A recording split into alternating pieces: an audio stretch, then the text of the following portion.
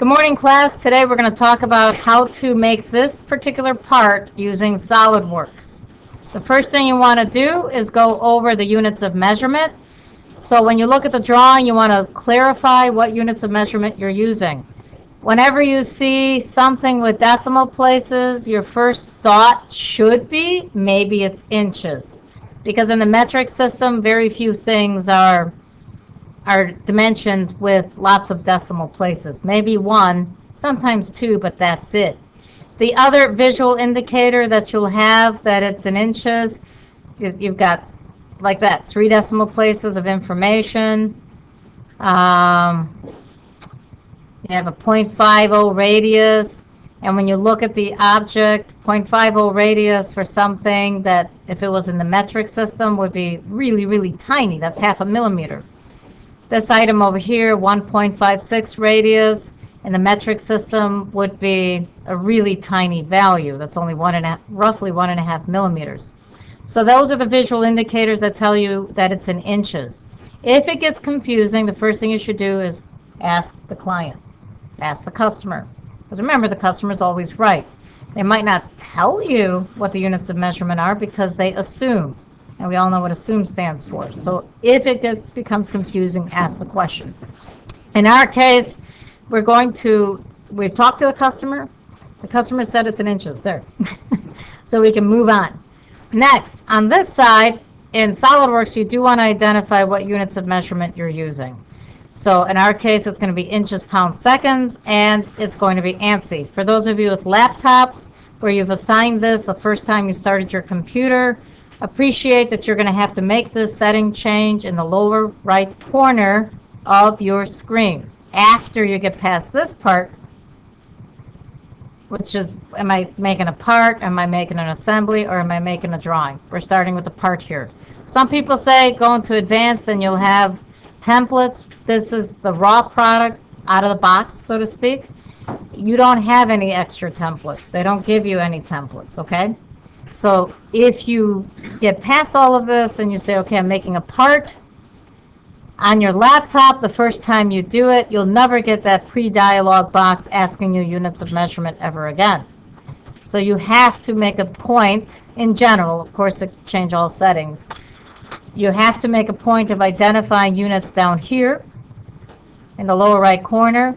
You can edit decimal places. You can get into the dialog box itself and jump to, under document properties, jump to units. Okay, right here, inches, pounds, seconds. If you have dual dimension information, how many decimal places? If you want to show it to 3, 4, 5, I'll pick 3 just to do it. Okay. Round half away from 0, different rounding choices that you have. When you hit OK, now you're in the correct units of measurement. That's mission critical. As we learned in a previous lecture, if you start with the wrong units of measurement, it is very difficult to fix it. You may just as well start over. So be very, very mindful of that. And my general advice to everybody who's new at drawing is go ahead and pick all 3 planes and the origin using your shift. Hold down your shift key. You can pick all 3, or you can highlight crossing window. See that? Take your left mouse button and just highlight. Whatever method you like doing it, that's a computer interface thing. Then you can right mouse button and it's the eye. Hit the eye. And they all turn on. So you move your mouse away, click, there you go. It's nice to have your planes on so that you know where you are in space. Remember, you can rename the planes all you want. It's just called front, top, and right, not because of your perspective, they're just standard, okay? Always respect the cube. In this case, it looks like a big cube. I tend to turn view selector off because it's annoying to me. You can leave it on if you love it, go for it. Remember, the most common thing to do is make sure you're always going to isometric, which is Control 7. I left my mouse there for a few minutes. Or down here, normal to. Normal to takes you to the sketch that you're working on, okay, or the view that you have selected. Keep that in mind. It's a very useful tool. You'll hear me say normal to a lot when I'm next to you going over a drawing in front of you. It's a great tool to make sure we know where you are. This particular item requires a little bit of strategy like everything else. Hopefully you've sketched it out on a piece of paper for yourself somewhere, right? What I can do is make sure I print a bunch of copies for you. So I went ahead and hit print so you guys can pull it off the printer as it comes out. This particular item begs to a couple of things. How do I start this drawing? What should I do?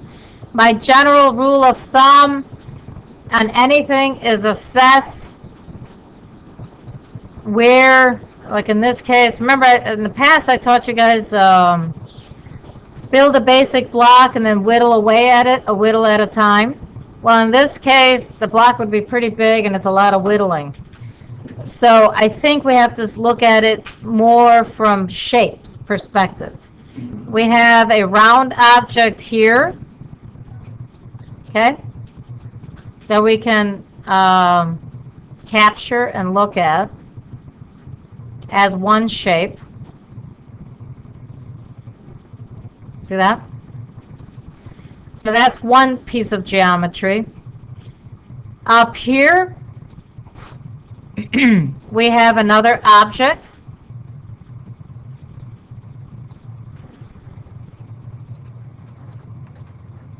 See how I just made a block? I didn't really trace it.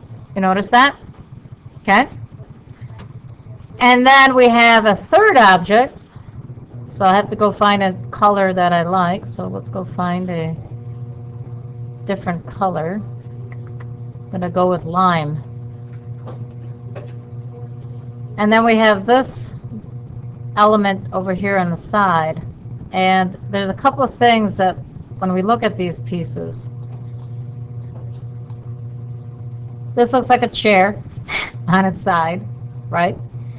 We notice in all cases we have, I'm going to change to yellow for this one.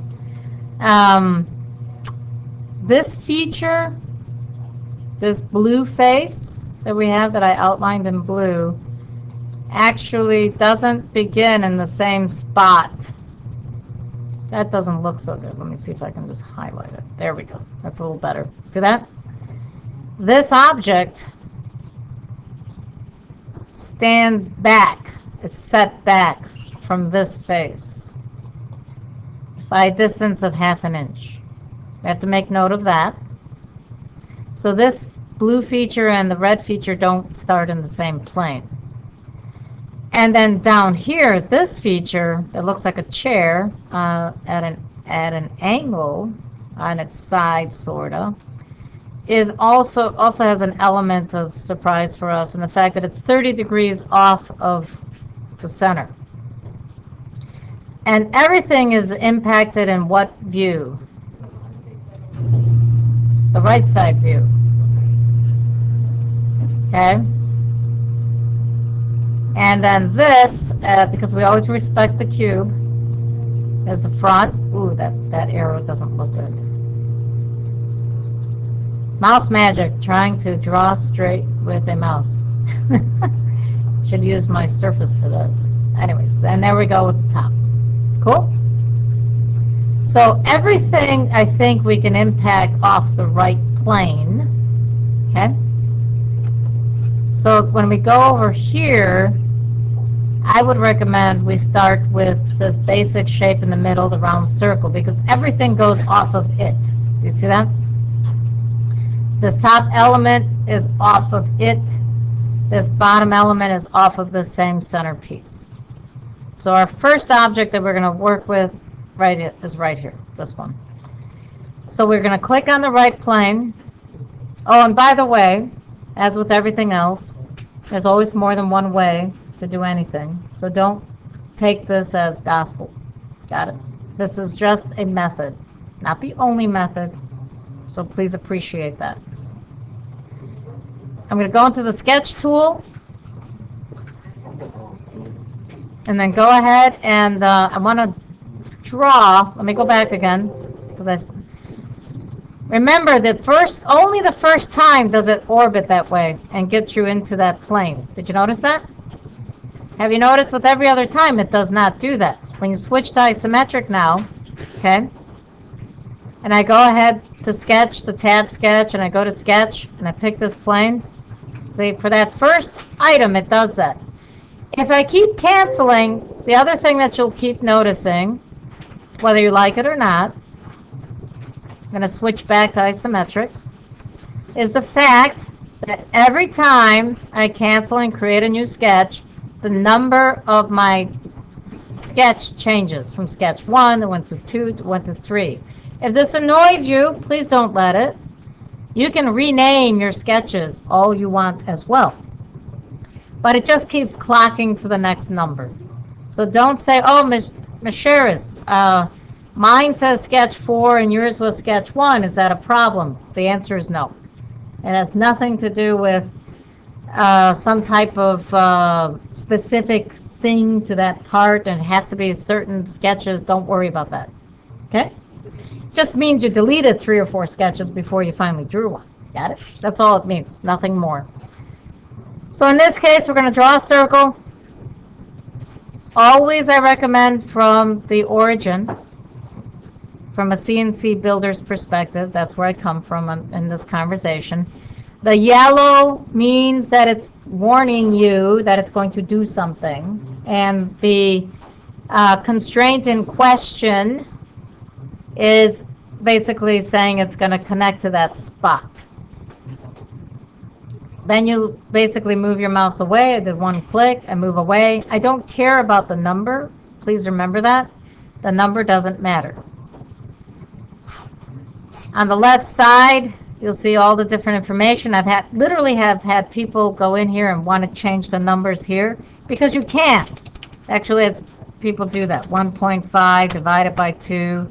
Literally do stuff like that. Okay? Don't. That is not where you dimension your item. That is not where you dimension your item. That is not where you dimension your item. By the way, that's not where you dimension your item. You dimension it using smart dimension. That's the method of dimensioning that you need to use. Okay? And you leave the dimension there. You do not delete it for any reason, because that is the control that you want to this object. You want to fully define your part as much as your design demands it. Okay? If you make a dimension here, if you make the dimension here, whoops, let me click on that, and I change it to 0.75 down there for whatever reason, it is underdefined, and you see that at the bottom of your screen. If I maximize this a bit, it's typically just to the left of what sketch am I editing. Okay? The only way you fully define your sketch is to literally apply the 2 elements we've spoken about before. 1, an actual constraint, or 2, dimension. So you constrain the object 2 ways. Geometrically, position, parallel, tangent, things of that nature, right out of metrology when you think about GD&T. The other method is dimension only. Those are the 2 ways. When you look to the side now, after having done that, I hit the escape key is what I did. When I click on this object, that's the item. It's fully defined. I can add other relations to it, but I'm not going to. The relation it has right now is this one, a relation of coincidence. See that? That's the one I need, because that locks it into that spot. So this particular, it's a circle, so it just needed 2 constraints attached to it. One of position, which is the coincident point, and the other dimensional. Okay, that's it. After that, you can immediately jump over to features and go to extrude. And then you see how it rotates? And now the length of the extrusion. If we look back at the sketch, at our handout, The depth of this extrusion is right here. It's 3 inches. So different types of extrusions. In our case, for the first object, it's always blind because it's your initial shape. 3. Hit enter. Now, it went forward instead of backwards. That's a choice. For my purposes, I typically say it doesn't matter. Okay? If I want to think of literally keeping my object in the positive direction, then I send it out to the X positive versus the X negative. For the most part, I haven't seen that it matters that much, but it's for your information. I'll send it out forward, all right? Because it will help me with what I want to try to teach you today anyways, which is how to use planes. So I sent it out forward. Now remember, if I wanted to flip the other way, I'd just click on the little flip button here. Shows the arrow, reverse direction, shows the arrow back and forth, back and forth. Whee! All right, enough fun. And we hit OK. This does say the word OK. Back in the day, it literally said OK. Now it's a green checkbox. Okay? Click that, and voila. There's your base shape. Next, let's tackle the object on top and see how to handle this guy. All right? In looking at how we've taught what you've learned today, I've always said whatever you want to do next, just pick the face of that object because that's all you've had to do. But now I can't just pick the face because if I create a sketch on this face, now you see how it did not rotate? Remember that. Only the first time it'll rotate to that face. So that's why you have to go into here. Exactly. My favorite tool right here. And you pick normal to. And that boop, rotates you to that face. Okay? That's why you'll hear me say repeatedly when I'm next to you, hit normal to. Okay? An inventor, I would tell you, go home. Or go to isometric. Go home. Go home for isometric. And then normal to is picking the plane and the right mouse button. Different products, so we'll ignore that for today. Now I'm in this face, but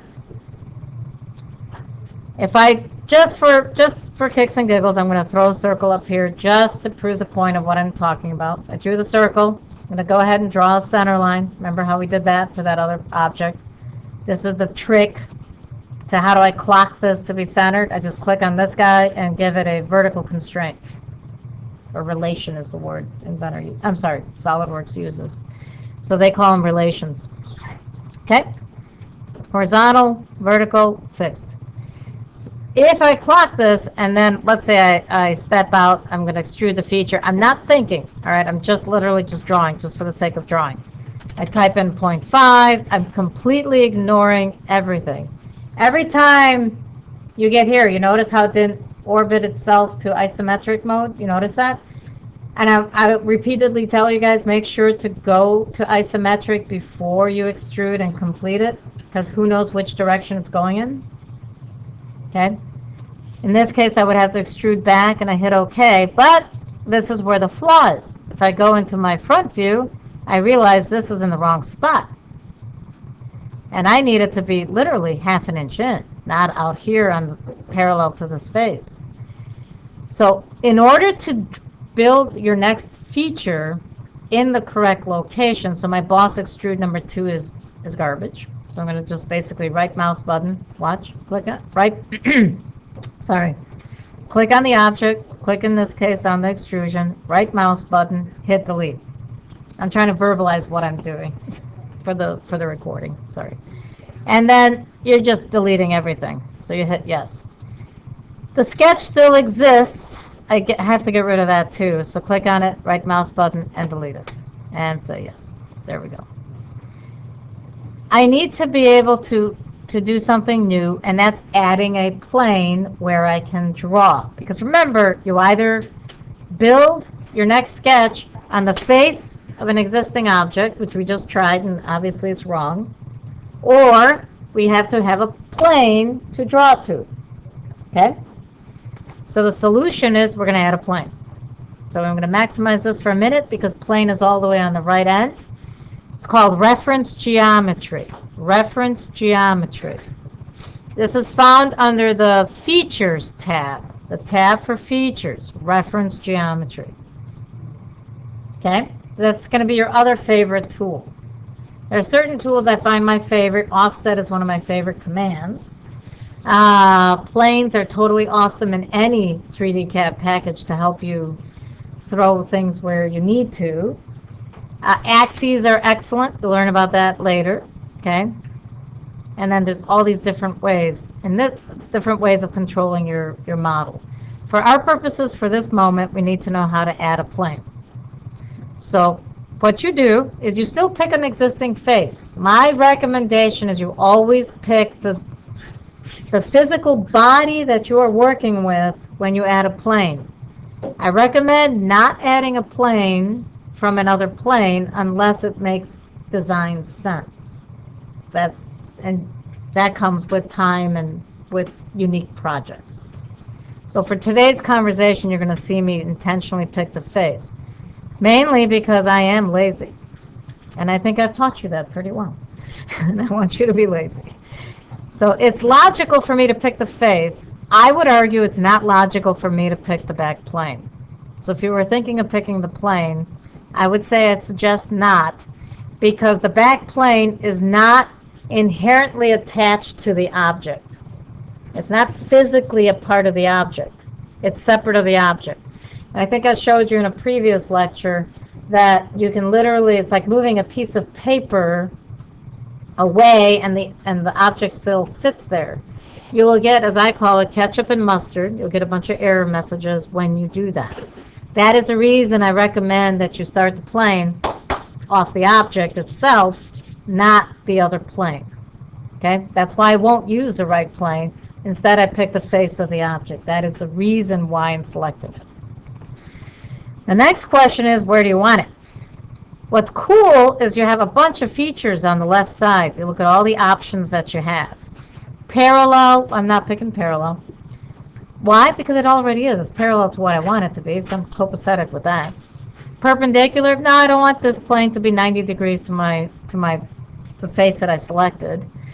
I can rotate. We'll talk about that in the future. And then this is the ticket. In fact, the product does try to be helpful and give you choices. I'm going to use the up and down little arrows here, and you see how it slides around? See that? Whee! Cool? Well, you have the option to flip the side that it's on. Flip, flip. See that? Flip, flip. I want it to be half an inch away from that. To me, it looks pinkish, pink face. So I'm going to type it in because I'm faster with the keyboard than I am with moving my clicker back and forth. So I'm just going to hit 5. Well, not 5, sorry, 0.5. Okay? And voila! It literally shoves it back in respect to that face that I selected, half an inch. See that? Then I hit OK. That is where I want to begin my part. I'm sorry, my next feature. And when I go to the front view, you'll see that this plane that we're going to work on is offset, should be, by half an inch. So I'm going to go back to isometric. Again, I'm going to double check. Remember, anytime you pick an object and you see the little pencil as part of the icon, that means edit. So when I click that, it takes me back in. If I realize I made a mistake, no problem, easy to fix. Now, some of you, because I know some of you have done this already on the side, might ask the question, let me open the part again. There we go. Well, I also have this neck to worry about. And if you notice, the neck is actually 0.38, which we know is really 0.375, because I've taught you to not draw, oof, that came out funny, do not draw to tolerance.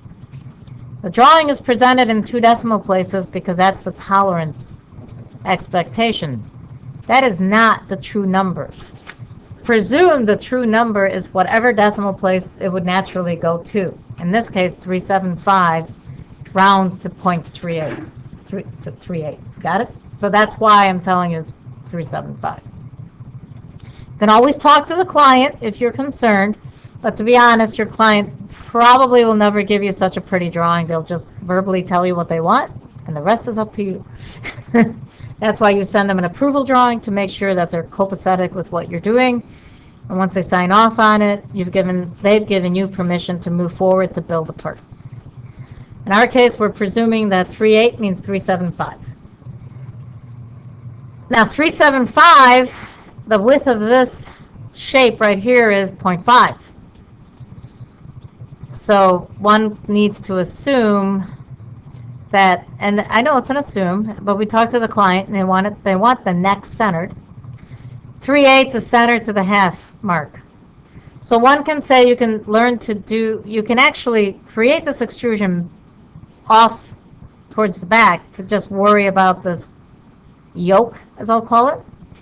Or you can account for building the yoke and then also building the neck, but you do have to do it as two separate extrusions. Remember that. But at least you're starting at the common center.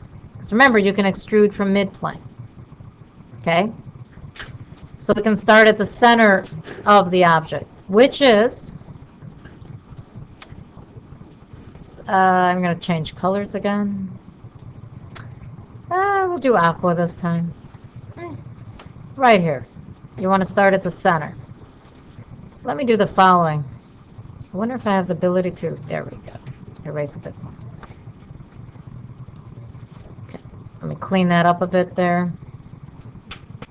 We're going to start, ooh, wow, that was bad. We're going to start right in the middle of the part. This is as good as it gets. I'm using a mouse. Okay, so instead of starting at the half-inch mark, we're going to start in at the half-inch plus, and I'm too lazy to do the math. We know half of a half is a quarter, but what else have I taught you? Do the math. Make the computer do the work. So half plus, for all those math teachers out there, I'm finally giving you a reason to use equations. Okay, 1/2 plus 0.5 divided by 2. Got it? And then when I click away, it gives me the actual value. Because half of a half is a quarter, and we're adding that to 0.5, so hence it's 0.75. Isn't that cool? You put in the formula, it gives you the answer. Nice? Now we go back to why teachers in the math side say, just know how to use the formula. The answer doesn't matter. To us, the answer really does matter, so we're always sitting there going, we really need the answer. This is an example of a product where understanding how to put formulas in actually helps you work more efficiently, because you don't have to sit there and calc it on the side to get the answer to plug into the computer. You can actually put the formula right here, and it will give you the answer. All right? Please keep that in mind. So I actually moved it back 0.75 instead of 0.5 so that I could be in this position, center of the yoke. Hit OK. Now I click on this face and I create a sketch. We know how to do that. Notice it doesn't orbit to normal to. We do that on our own. And back to trying to build this shape. Now this one has a 1.56 radius, looks like here. Okay, I'm going to erase that now so I can focus on back to building. 1.56 radius, but we notice it's not a true radius, it's center position. This whole thing isn't a radius. Why? Because this has like a 3/8 extension at the top. Okay? So it's not just a round circle and that's it. And then we just chop it off. It looks like it has a height to it. There are some questions, and so I'm going to make that executive decision according to the customer. The outer element is curved. The inner element has a straight line, and then only this part is curved. My mouse doesn't want to behave. There we go. Okay. Now, realistically, for any of us who've ever worked with equipment, if I have something round and I cut it, if I don't have flat sides, I can't drop anything into this arc. That is why these sides have to be flat. It's purely mechanical. I can't drop a pipe or anything into this saddle if my side walls are not flat past the center of the radius. It's physically impossible. I literally jam it.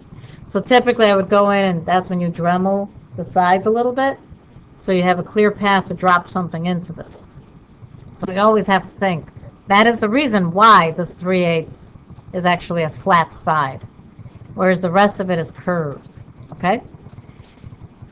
And if your customer forgot and wasn't thinking, you can always give them this suggestion. Trust me, they will love you for it, because they will be just as annoyed if they can't fit their part into this because they forgot to account for this. All right? So you see how that looks? That's basically what you're trying to build. So back here, I'm going to just randomly draw a circle all the way out here just to prove the point. Again, if I pick center line, pick that center, I'm going to pick this center, and then go ahead and give it a, oh, I got to hit enter. Go away. There we go. Go ahead, click on that center line, and give it a vertical constraint. Boom. Clots right up where it's supposed to be. That's what you want. Now I have to apply two other constraints. From center to center, we have a distance of 2 point, now it says 6.2. That's kind of a tough number to work with. Inside Blackboard, I gave you a fraction table decimal chart that went to the nth decimal place, down to 1/28. We might not find a clean number, to be honest, but we can always look. Not going to worry about it if we don't. 6.2. Can't be 625 because 625 rounds up to 6.3. Well, 5/8 is what? When we think about what 5/8 is, I mean, it's a good idea, but when we look at what 5/8 is 0.625, and this is 0.62. So by the rules of rounding, if it was 625, it would be 0.63. So it's definitely not 5/8. It is an odd number because it also doesn't fit here at 79/128 either. So we're going to leave it at 0.62 and make a notation to the customer to verify that that's really the final decimal place of where they want that feature. Is 0.62 really where they want that element, as the 2 being the final decimal place? Okay, that's how we handle it so that the customer makes a decision, not us. Because if we do it for them, we get to pay for our mistakes when we have to build the part a second time because it didn't meet their specifications. Remember, the customer's always right, rule number 1. So rule number 2, if the customer's wrong, look at rule number 1.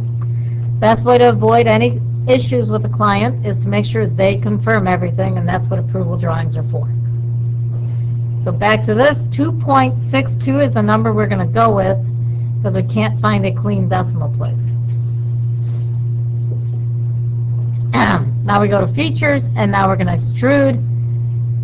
And again, only in the first sketch and extrusion does everything work beautifully. Everything after that, you have to go to isometric to make sure you know what you're doing, where you're going, In this case, just for the purpose of trying to show you what it's doing, I'm going to go to the front view so you can see blind 1/2 inch front, 1/2 inch back is wrong because I built this off the mid-plane. Off the mid-plane. Bingo. Got it. Why? So I can maintain my state of laziness and use one plane to work with two different features.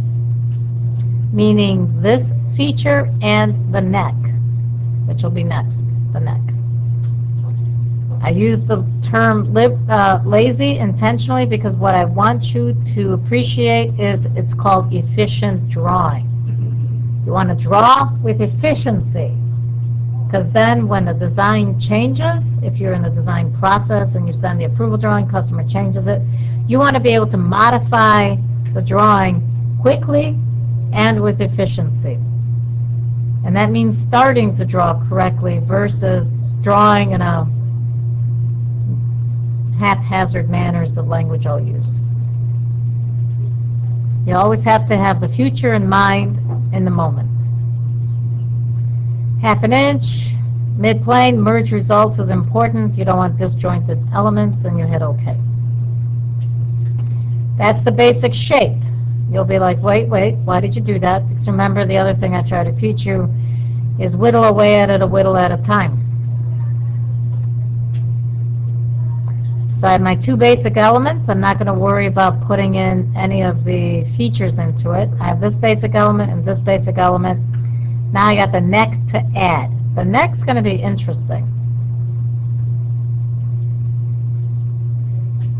Nope, I want to go to the site.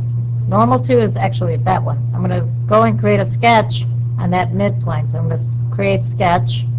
Then I'm going to go normal to so it rotates in that position. So these two elements, it looks like it has a, it says the thickness and it tells us the radius. That's it. It gives us no other information. So how do we know where the radiuses are? What do we see? When we look at the image, we see that it blends in completely down here. We are going to make the assumption, which the customer will verify exactly. Perfect word. Tangent. The bottom of the 1/2 inch arc is tangent here, and we're going to assume that the same exists at the top of the neck. So when we draw a circle, we have a couple of different ways. The only one we've used to date is center. Then there's something called perimeter. Let's pick it just for fun. So I'm going to pick perimeter circle. I'm going to pick this object. Oh, no. That's not what I wanted to do. Then I pick this object, and then, that's not what I want. And then I pick the other object again. It's interesting. Approach. It does work. You notice that? Look a little wonky there for a minute. Let's do it one more time. 3 points. Okay. Pick the top point. See that? Now I'm being more careful with it. See that? Pick the top point. See that? Tangent. Pick the bottom point. And then the third point is the radius, but what did I tell you? How do we handle radiuses? We don't sit there typing stuff in, right? We click out here, and we use what? Smart dimension. Okay? That's one method, but before you would drop in the dimension, I would recommend not doing it while it's in this mode because it's diameter. Okay? Instead, I would recommend you use it after you trim it. When you click on trim, my preferred trim is at the bottom. That's just me. Everyone's different. I just say trim to closest. It operates in the most simplest form of trim. Each of them has their place. I'm not saying that there's anything wrong with any of them. But when you go there, you're like, wait a minute. I picked trim to closest, and it is tangent, so why is it wiping everything out? The reason it's wiping everything out is because this object doesn't technically exist in that sketch. Meaning, if I go to isometric, it is floating in the air, I did use this surface and this surface, tangency to those surfaces, but within the sketch, there is no actual point of contact. It is tangent to a surface, but if I need to use trim, I need it to be tangent to a actual other object within the sketch. So the simplest way to make that happen is called convert entities. I'm going to do this while it's in isometric. When you click convert entities, you just pick the edge of the object that you want to convert. It turns orange. You click on it, and it gets bright light blue or cyan, depending on how you want to look at it. I pick the other object down here. When you click OK, boom. Now I have an actual object, another circle, in here. I don't have to redraw the circle of my top object and my bottom object. I can use the existing geometry to generate the shape. Efficient drawing. Now the reason this is important to do it this way is if I ever change the diameters of the other two shapes, my inner shape here that I'm working on will dynamically change with it back to how this product truly operates. It is a parametric solid modeling software package. Please do not turn it into, I'm Serbian, so I'm going to use my country's car. Don't turn it into a Yugo. Drive it like a Ferrari. Make the product operate with the highest level of efficiency. So now when you hit trim, I should get only the outer edge disappearing, and I have my shape right there. I'll do that one more time. See, there it is. Now, because the other circle exists, those other two circles exist, now when I go to trim, it actually has edges to trim too. The edge, the part of the edge that's tangent to the other arc. Now I have two physical lines in the form of circles, not lines as in straight lines. But I have a real tangency point here and I have a real tangency point here, and I can trim to it. And you see now it says coincident and coincident. Okay? This little box here is called on edge. What that is this, it's a converted entity that is correlated to this circle. Ditto for the one down here. If I ever change, and I'll prove the point right now, I'm going to exit out of the sketch just so you can see. If I ever change the diameter of the other object, let's say I make it 1 point, just 1. I'll make it 1. Okay? And I hit OK, and I update. Remember, update is like traffic signals up here. See how my arc just goes with it, goes with the flow. No issues. Cool? That's what you want. You want your sketches to dynamically update with everything else. The only way that happens is to use these tools that I'm showing you. If I change this back to 1.5, if you do not do it this way, when you change dimensions of objects, the other objects might not go with it. You might get, as I call it, ketchup and mustard. Now, something did happen. Look at that. See that? What did happen is we had a constraint of coincidence, but not tangency. So now if I pick this arc, and I then pick this arc, now I have a relation of tangency right there. So I can make that tangent, this to this. I have to hold my control key to pick both objects and pick tangency for that. Now it's truly connected tangentially on the line. That's what that means. It's going to be tangent, not on the line, on that point is what I meant to say. Sorry. It's coincident to this point, and this point will ensure that these two objects stay tangent to each other. These two objects, they tangent to each other. And you'll notice how when I put my mouse over a particular relation, whatever the relation is affecting, the color of that object becomes pink, or hot pink. At least that's how it looks on my screen. All right? Keep that in mind. I'm going to add the last element to make sure this is fully defined, and that is the radius of 0.5.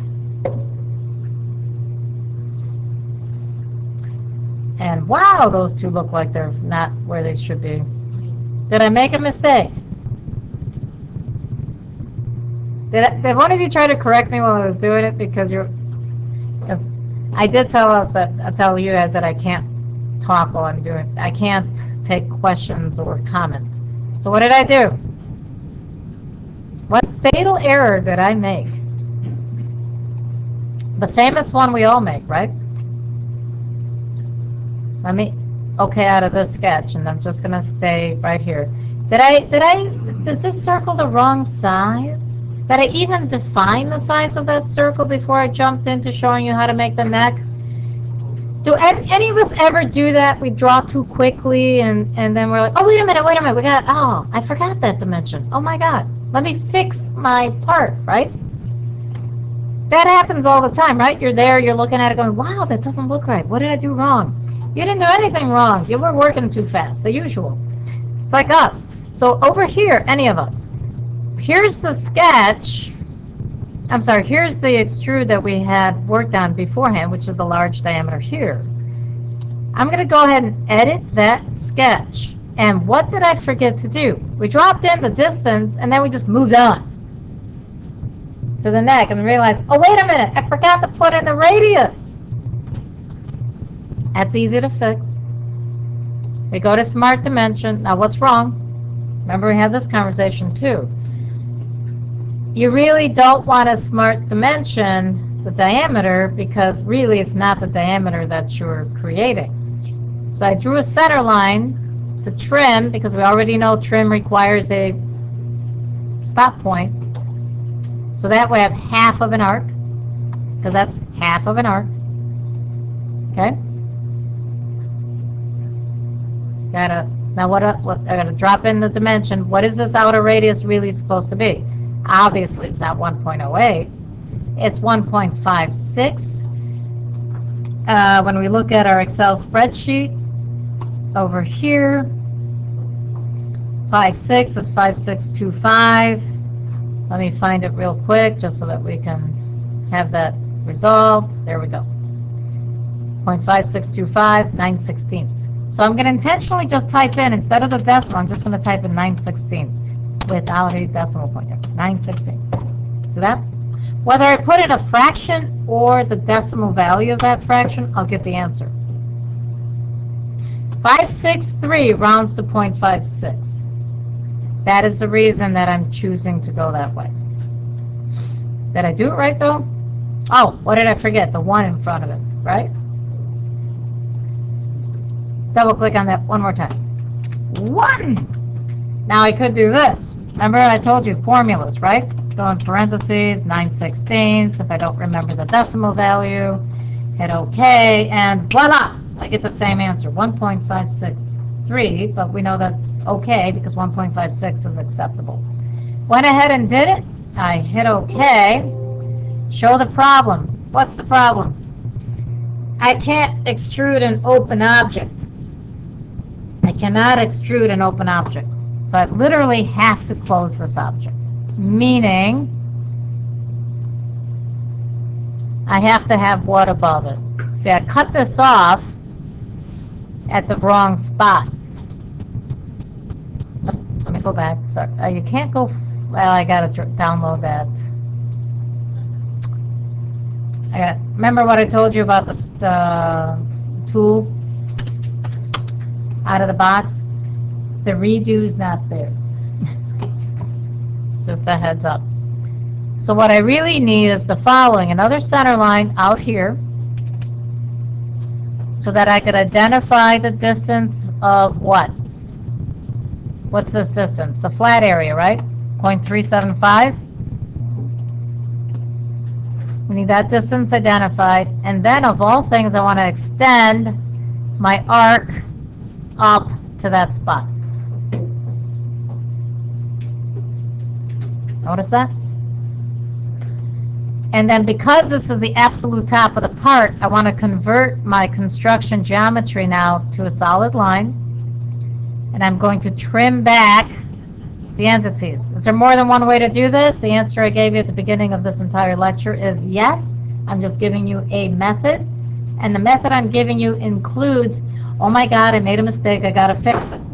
That's why I'm doing it this way. Because I want you to show you how to fix it, because a normal answer might be just delete it and start again, right? As we all know, that's the typical answer. Just delete it and start again. Instead of doing that, I'm fixing it. That's the reason I showed you this way. When I hit OK, I have my basic shape, OK out of it, and voila. You see how you see the arc there? I am going to go back into the sketch. Now I can finish this. Now does it look right? The answer is, yeah, actually does. There we go. Now again, for the sake of efficiency, this shape will be the same on this side. So we're going to use a command called mirror. So entities to mirror is this object. I'm going to mirror about this plane. And poof, there it appears on the other side. When I hit OK, the beauty of this sketch is whatever I do to this side, it affects that side. That's why you use mirror. So if my customer comes back and says, you know what, I think it looks better if it has a 3/4 inch radius neck, I'm not intentionally editing both sides. I just have to edit one side. Efficiency is the name of the game. Remember that. Efficiency is the name of the game. Okay, 1/2 inch radius. Now I can go to features. Now I can go to extrude. I do recommend that you go to isometric so you can see what it's going to do. Now, you're like, well, it didn't pick anything, Ms. Shears. What do I do? Right? Well, if you pick the top, you see how that turns a shade of red? If I go to the bottom, it wants to select that. And then if I go somewhere in the middle, so that it selects that shape. Because there are 3 complete loops in this sketch, it doesn't know which one you want. You have to select it. And one of the things you're going to hear me tell you repeatedly, stop moving the mouse, stop moving the mouse, stop moving the mouse. Because you all have been like mouse twitchy. So I'm going to tell you, slow down, stop moving the mouse, and take your mouse and move it into the space that you want to extrude. Because if you're a little too high, it won't pick it. If you're a little too low, it won't pick it. So the best place to start is out here, and walk yourself into the spot you want to extrude. That is my advice. Okay? When you click that object, you'll notice it wants to extrude forward only. I'm going to pick the front plane so you can see that. So you have to pick mid-plane. You don't want a 1/2 inch wide. You want a 0.375 wide. That's what's different. When you hit enter, you see it. There it is. Click on OK, and it is done.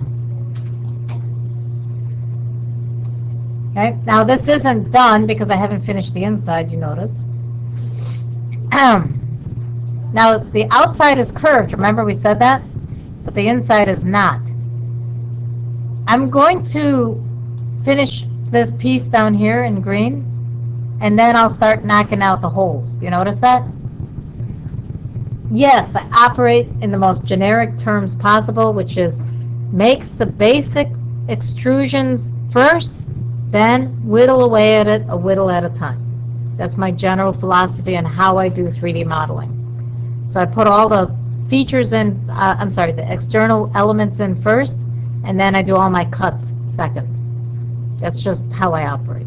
Again, it's not the only method on the planet, so please do not feel tied to it.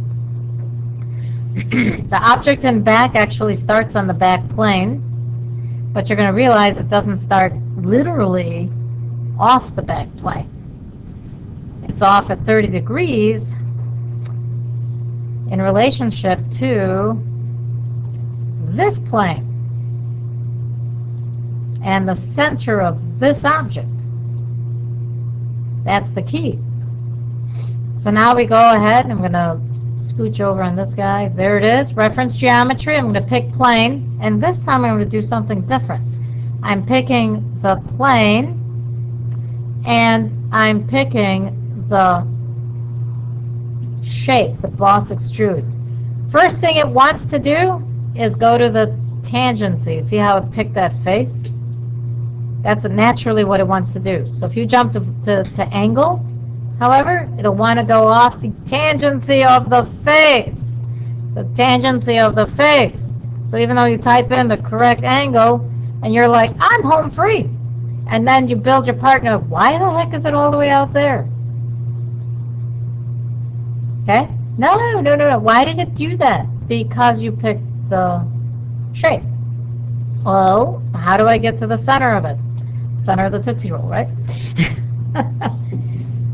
Instead of jumping straight to adding the plane, you do actually, I recommend adding an axis. Now, ironically, there is an axis right there, but it's really tiny and hard to see. Okay? So if I minimize all these, okay, I technically have an axis there, or at least that's what you think it is. So if I go over here and I pick reference geometry, I go to plane, and I want to pick the axes, and well, it looks like an axis. No, it's not. Okay, let it go. Okay. It's showing that there's an intersection there, but an actual axis that I can use to rotate on, I have to put it in there. Or the other way, let me maximize this for a minute. There are axes for every single round object by default in the software. The thing is, they're all hidden. So if you go to the drop down for view, you have an option called not display, because everyone thinks to go there. It's not modify. Think there, no, not lights and cameras. There's something called hide and show. Oh, access is on. But, well, then the question is, well, why not? Why is that axis not on? The axes that naturally come in with every round object are called temporary axes. Got it? So there, I call them axes on the fly. It's my way of thinking of it. Because they're there. See, now all of a sudden it's there. They're there, but they're not naturally visible for you to see. So you have to turn them on. Again, it's under view, hide and show, temporary axis. Okay? Now I have an axis I can use without having to put one in myself. Pick plane. I want to go off my front plane. I click on the plane. I click on my temporary axis. It naturally wants to go at some angle, 90 it looks like. I'm going to then rotate this to 30. I have to be careful how it rotates. See that? Sometimes, as we all know, 30 degrees is also based on perspective. Because if we go to the wrong side, the right side view, 30 degrees can be from the horizontal plane, which would be up here somewhere, or from the vertical plane. I intentionally picked, quote unquote, did I do the right plane? I was supposed to pick the wrong one. Hold on. Darn it, I picked the correct plane. It happens. The way that you identify which plane to select, honestly, I gave it away because of this vertical line being the dimension of where this swings out from. That is by nature, that is the plane you should select. The pink plane you see here is because that's the vertical line. If you accidentally pick the horizontal plane as your plane of rotate, then you actually have to type in 60 degrees instead of 30 because you need to get to the same spot. Or you undo, just X out of it, and pick the correct plane. So the plane you select, I sadly did not make that mistake. I tried. And it was good on the first one, but I messed up here. You do want to pick that vertical plane, so that way your 30 degrees is swinging out from here, because that's where you want it to swing out from. You want it to swing out 30 degrees from the vertical plane. So if you accidentally pick the horizontal plane as your rotation plane, the plane that you want to rotate from, you're going to have to put in different numbers. When it's 45 degrees, you never know the difference because it's 45 degrees. You only notice the difference when it's not 45. Anything else. Okay, please make a note of that. It is a common mistake, so I want you to make a note of that. Once you have the plane in the right position, you click on OK, and voila! That is the plane you're physically drawing on. And you're sketching to that plane. Now, normal to really makes a lot of sense to you because front plane isn't normal to the plane that you're drawing on. Right plane is not normal to the plane that you're drawing on. You have to pick, wow, you see how it flips it upside down? You have to pick normal to. Remember what I said about normal to? What does it like to do? Flip it back and forth, right? Remember that? So you kind of accept what it does and you work with it. Do I find it annoying? Oh, God, yes. Let it go. Get over it, move on. Okay? Remember where your object is, the front face of it, and remember what you're working on, which is the back face of it. So you're in the, if I look at this, it is actually opposite of this. This is where you have to really understand how to look at objects. That's why I ask you to sketch your object first before you start drawing, because it'll make much more sense to you if you do that. So I'm going to build my object from down here, go up here, go out here, and you're going to be like, why did you go out that way? You'll see in a minute. And I'm actually drawing ugly, because I have to do that. You know that. Those of you that know me, I got to draw something ugly, so that way I could teach you something else. So there it goes. I drew my shape. Now I'm going to go home, and voila! See? It is actually going out the correct way. But this is why I always tell you to go to isometric, so that you see where in space am I. Of course, this object is drawn poorly. I'm going to pick this object, and what do I want them to be? Parallel, because they're in alignment with each other. Now, of course, I made my other mistake, which is I made my shape. I should have done that, because what do I really want? I want to whittle away at it, a whittle at a time, so I just should have made the leg without anything cut out of it. So now it's the way that we want it. Dimensionally speaking, it's dimension from the center of the object to this point. That is 1.62. God only knows what that is, so let's look. And the chart. So 0.62, I think we had this conversation already. It's a weird number, right? So we're sticking to 1.62 really being the number they want. And then the next step is the 1 3/8. That's 1.375. Why am I doing that instead of just dimensioning it the full length and then just this piece? Because that's what the customer shows to me, so I just go with what they show me. 1.62 and 1.375. And then the left to right dimension, 1.88 is 1.875. Remember that. 1.87, I can't type. 878, there you go. Where's that number? 875. And then this dimension, it is 0.75 wide from here to here. Okay, that should be 0.75 and we hit enter. That object now is fully defined. It is very difficult to look at. If I hold my middle wheel down, I can orbit it around. It is in the correct spot. It's starting at the correct end point at the back of the object. So it's fully in the right position. Now I can go ahead, features, and extrude. This is another feature that if I extrude blind, it's going to be wrong. So I have to extrude from mid-plane. Mid-plane, remember that please. The thickness of it is here, so it's 0.75 wide. I'm going a little faster because you know this is basically rinse and repeat for what you already know how to do.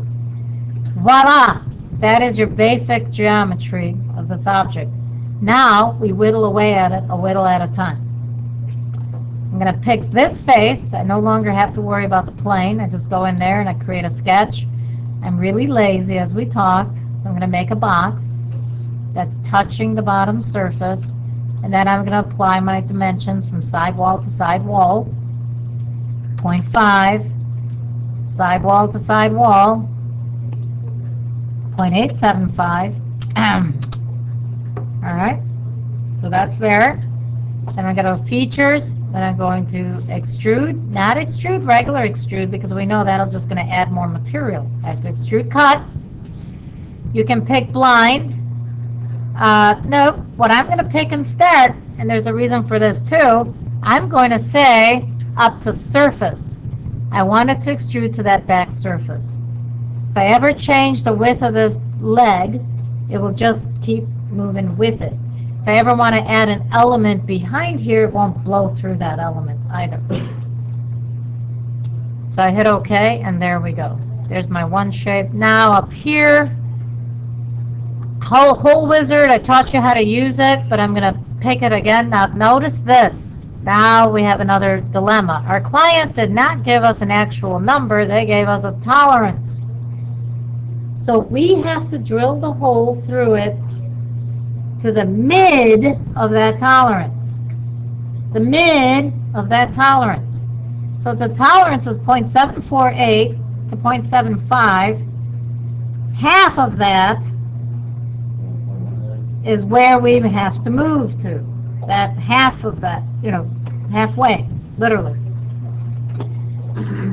Now, do I go to Hole Wizard first, or do I pick the face? Pick the face. That's right. Otherwise, it's a pain in the Badinsky. Pick the face, then you go to Hole Wizard. Just remember that, please.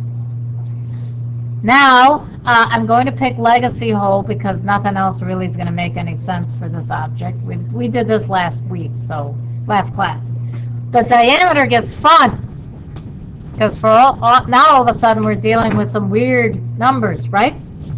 So the diameter is, I'm going to do the math one way versus another just for fun. I'm going to say 0.75 minus, in parentheses, 0.75 minus 0.748, end parentheses. Because I want to go to the halfway mark. But I picked the higher number, 0.75 versus the lower number. Now what am I missing? The difference. Does that get us to the middle? Now we're talking math. No, this is the diameter of the hole. Because they gave us a range. They said we can go from 0.748 to 0.750. Well, 0.75, do I take it minus 0.75 minus 4.7? No. Do I say 0.75 minus the difference or half of the difference? Half of the difference, because that's literally the midpoint. So in essence, this has to go back into parentheses because remember, order of operations divided by 2. Back to the order of operations out of math class. I'm applying it here. Otherwise, you just do the math on the side on a piece of paper, and then you put in the number. Here, if I know the math and understand how the math relates to the numbers, meaning relates to the final answer, I know how to put the formula in. The depth doesn't matter because it's going to be through all, right? And I get an error message for that. Oh, item is not edible because its value is derived from the end condition of the hole. Huh? All right. Oh, yeah, that's that one. Right. So you notice I didn't do anything there. Now if I go to position, I pick the center, and there it is. It did the math for me because I knew how to put the formula in correctly into that box. So you don't have this one-dimensional object then? You don't. There's no smart dimension involved because by putting in the parameters into the smart wizard, I'm sorry, whole wizard, by default it picks up all the dimensions it needs. So it won't be undefined. Nope, it will not. Yep, because we're creating a feature. Boom, there you go. But the key with answering that particular problem, and if it's confusing, I understand why, because it's the first time that you may have ever heard order of operations outside of math class. Literally. But you have to, if you do the math, you'll find out, and I'll leave it up to you guys. Go ahead. But that's how you would get the answer. Interesting.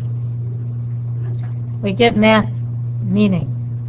Next, up here we got the same thing. We're going to go to whole wizard. Did I do it right? No. Pick the face first. Now, do I want to do a hole for this one, or is this one a little more exotic? Do you think whole wizard would even make sense on this thing? No, because I got straight walls on the side. It doesn't fit the profile of what we're trying to make. We have this piece of information here. See that? Let me clear this picture up because now it's getting messy again. Okay. Looking up here, because we're at this point, 2.24. We know the width of the opening. We know the height of the opening, but do we know that inside radius? No. No, we do not. We do not know that inside radius. That is a variable, is the way we call it in my world, or whatever we want to call it. Catlandia. We're going to go to normal 2. So we know that we need a line that's from this top down, and we know that it needs to be in, we're going to throw in a center line, construction line, from the center over, see that? We know that this has to be horizontal, right? Because we know this line is straight down to where this begins, yes? Is this correct? Not yet. What's missing? I have to take this and do what to it? Do I lock it into there? See how it keeps moving? What do I do? How do I? I can smart dimension, but I'm too lazy. I'm going to go to the circle command because I have a center defined right there. See that? See how I went to the edge of the object and then went in? See that? Whee! I want to drop a circle in. That then I want this to lock into. So that, I take that out because I really don't need it anymore because this defines that position. I'm going to go ahead and draw a line on this side, straight up, sorta. Whoops, sorry about that. Then we're going to do what? What can I do up here because I'm lazy? Remember, convert entities. I'm going to pick this top edge because that's my end of my object, right? Now I trim. It trims to the first spot, and it trims down here. Trim there. Okay. Make sure this is dimensioned. Whoops, got to get closer. Too many constraints in the way. I always recommend zoom in. Okay, move. You zoom in by rolling your middle wheel on your mouse towards you. You zoom out by rolling the middle wheel away from you. This works in Solidworks, not other products. Just pay attention. Each product likes to change it up because they just enjoy making more work. That's the way I'm going to phrase it. So if I click this and I go out here, it's 375, and then I get this. Oh, let me pull out. You also get, I have to pull out for this one. You're also going to get what my favorite, what I call ketchup and mustard. Why do I call it ketchup and mustard? Yellow and red. Okay? It's like, wait a minute. I need to put that dimension in. But then it says, hey, adding this dimension will make the sketch overdefined or unable to solve. Make the dimension driven. Mathematically, this is accurate just with the geometric constraints I apply to it. The constraints of geometry have set everything in its perfect spot. It's a beautiful thing when it happens, isn't it? So make the dimension driven is what you can pick, and then it shows up as grayish just to be there. Then I'm going to trim this side off, okay? And then the question becomes, ooh, what's this? This goes in and out though. The 375 is not my problem. What's my problem? I don't know where to stop this arc. Well, where do I stop this arc? The 2.24, people. Now, I don't know what 2.24 is. That's another question. 0.24, 0.24. It's not 2.5. I'm sorry, it's not 0.25. It could be. It could be this guy. If we wanted to get really, really picky. 31 and 128? Why not? The customer will have to verify. 31 and 128. That's a tough number. That's an interesting number. Okay. So we're going to smart dimension from this side wall to this side wall and go straight up. And we're going to say 2 plus, what's that number? I'm doing this just to do it. 31 over 128. Just doing it just to show you. And we hit OK. Now, how many of you are like, Ms. Sheris, don't you notice that this is the radius? Yeah, I know. It's okay. I know that. You're absolutely right. But it's good to go through the exercise of showing you how to do it. You're right? Because I know some people will say, hey, we know this. I was like, okay, fine. Don't leave me alone. It's all right. So you're ahead. You've already got the part done. Thank you. So then we go this way. All right. We got our shape figured out. We got features. And we're going to extrude cut. And, ooh. What's it doing? What's it doing? What's causing this? Yeah, what's actually occurring? If you, yeah. Do you see that bit of line here? Mm-hmm. You are correct. We need to trim. Because it is causing a conflict. A geometric misunderstanding. Now if I go to features and extrude cut, I should get a nice clean cut, right? Now it's going to extrude cut 0.75. What should I change this to? Up to surface. Got it. So I'm going to pick the back surface. Here we go. Cool. And okay. So now we have all the basic geometry. What's missing? And I got to cut us off. The last thing that you want to do is put in the fillets, and I'll show you guys that on Tuesday as far as the class. But if you hang tight, I'll show you in this video, because that's actually something you could do on your own. The fillets, I won't show you on Tuesday. I'll show you right now because I'm recording this. Fillet is up here. It's our fillet command is under features. The radius and rounds are 0.12. So right here, 0.12. And then all you have to do is pick wherever it wants the fillet to be. Now notice, if I pick the face, it'll pick the whole face. I can actually pick the whole face. Now let's say you get distracted, like your teacher never gets distracted, and I stop in the middle of talking and I'm like, oh. And then I want to go back to doing it. I do not pick fillet again, otherwise it's going to be messy. I go and edit the fillet that I have. Edit the fillet that you have. Edit the fillet that you have. Please edit the fillet that you have. Got it? So that entire back face, you can see that it's rounded back there. I hit OK, and there it goes. Done. Next, front. Where's the fillets? They're up here. If I pick the side wall, this one's going to be an interesting fillet. If I pick the entire arc there, here, I've had students do this. I think it's going to fail. Let's find out. It might not. Everything highlighted. Let's hit OK. Ooh, there it goes. That's what I was hoping for. If you pick all the faces for that top neck area with with the sides, sorry, you will end up getting a fail. You can't do it. Okay? Just doesn't work. So you gotta basically remove all these faces. And you can pick the front, whoops, sorry, you can pick the front,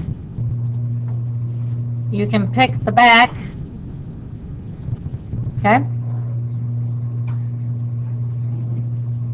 See how that, picking the front and back, when you say okay to that, you will get the error message because the distance between here and here is greater than, I'm sorry, is less than 0.12. And in order to make this work, the distance between this piece of the neck and this piece of the neck has to be equal to or greater than the radius. To prove the point, I'm going to pick just that edge though. See that? When I hit OK, see how that blends independently of that? That's its attempt to make that work. If I pick the whole face, though, it wouldn't work because of this corner right here. See this little edge right here? The math that's used, that's calculus, tangency points, the math used to make this won't work right here. Okay? That's why it fails. Down here it won't fail. And watch what kind of corner this creates when I try to put in a fillet along this edge. See what it does? See how it's merging in with the side? Now is this side supposed to get a fillet? No. But you see what it's doing? Mathematically, it's trying to solve that issue. I can't control that. So that is why 0.12 might not be the correct number, but you actually have to know what this gap is. And what did we make? We made a 3/8. Half inch minus 3/8 is what? 1/8. 1/8 divided by 2, 0.125 divided by 2 is 0.0625. 0.0625 is significantly less than 0.12. All right? So underneath the neck, that radius is actually physically not possible. And I would recommend you inform the customer that they want a radius that's physically not possible. What radius do you think we can do? 0.0625. That's the radius you want to inform the I picked the wrong object. You have to make sure you pick the right objects. It does like to select objects randomly. Well, it's not random, it's just where your mouse is sitting. So you have to actually pick these two edges. You can pick these sides too. But you cannot, you have to change the radius to what it really can be. When you hit OK, then you get what it really can do. See that? Which is 0.0625. These top radiuses can be, if they're going to be exactly the same as the bottom one, as the bottom set, you can go and edit that feature and go ahead and add this edge and this edge, and you will be good to go. That's it. You will have to make a statement to the client, though, that the neck radii cannot match, at least not at the chin, right where it connects with the other arc, cannot match. Got it? Don't lose sight of the physics behind what we're doing. If it physically can't work, don't just fudge it, which was what I did, and you saw me fudge it for the one edge. You know, I was able to put a fillet in there, but it really wasn't blending well in the corner, because in the end, why do we do this? It's the alpha and the omega. We have to think of the omega. I got to build this part. Alpha is here, making the model. If it can't physically work in the model, it can't physically work in the real world. But true, we can make weird things work in the model that we can't make really happen. So we have to talk to the customer about those modifications. Cool? And that ends this lecture on this object. So this note, though, you'd have to adjust it and explain to the customer we made a change based on the fact that it can't be built. That ends this lecture. Take care. Kids.